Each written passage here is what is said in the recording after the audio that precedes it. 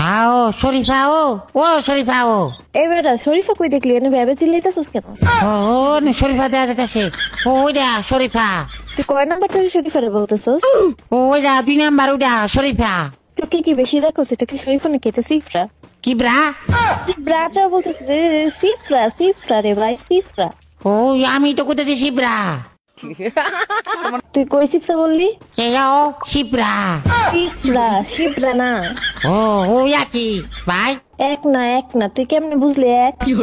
ওইটা কলিজা শিবরা বেটা তুই কি কানা রে? আবার কই সিফরা সুন্দর করে বল।